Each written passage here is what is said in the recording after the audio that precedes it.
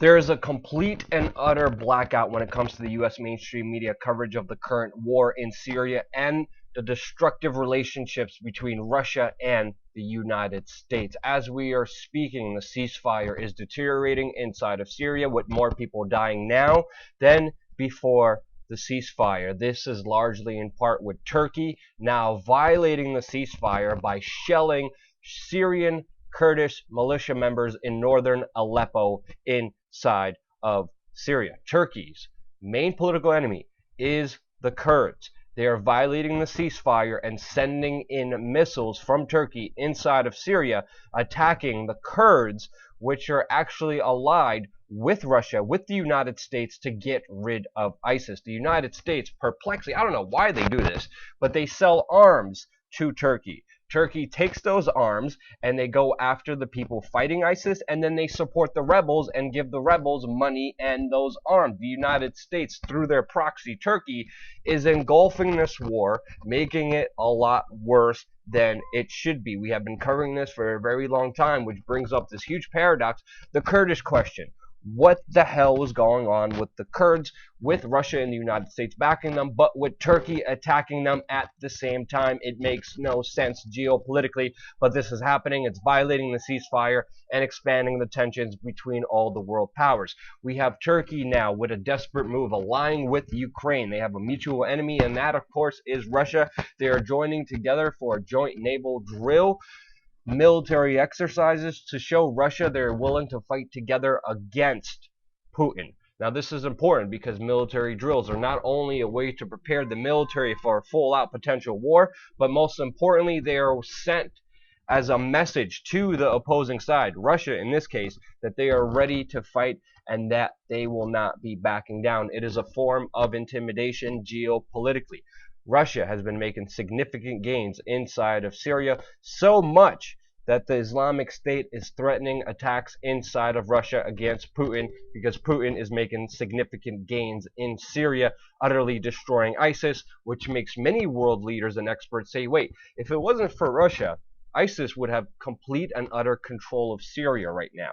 And if you look at the evidence, and if you look at the history, and if you look at everything that has happened, that is true.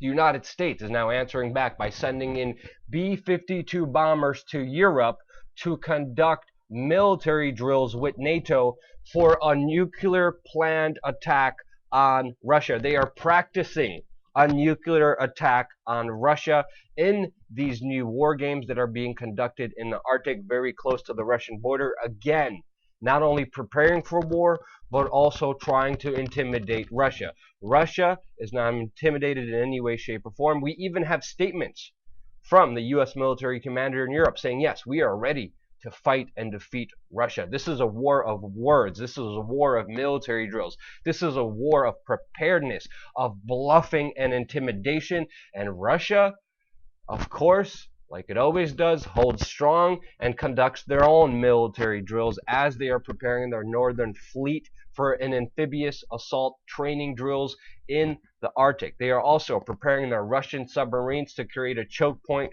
between Greenland and the United Kingdom, a previous choke point that has been used by them when they were involved in the Cold War with the United States. The United States, on the other side of the world, is conducting their own military drills with South Korea. Russia, of course, is condemning these unprecedented attacks because South Korea and the United States are very close to Russia on the other side of the world in this key geopolitical region, and they're using these military drills to show North Korea and Kim Jong-un that they will not back down, that they are ready. Again, intimidating. These are all forms of intimidation with the military, with harsh words, and of course Russia is not backing down. They are resupplying their troops inside of Syria. They are revealing new designs for their fighter jets. They are modernizing their military. They are showing new, expensive, high-profile weapons that they have been developing and are now using inside of Syria, as well as preparing their troops on the Ukrainian border, near the Arctic, and of course inside of Syria, which makes many people, including the Business Insider, say, wait, how can the Kremlin even afford this? How How can they even invest in so much money? Well, if you look at the United States here wants to spend $583 billion for our new military budgets. And of course, Republicans want to give them more. But if you look at the fact the United States is in $16.3 trillion debt.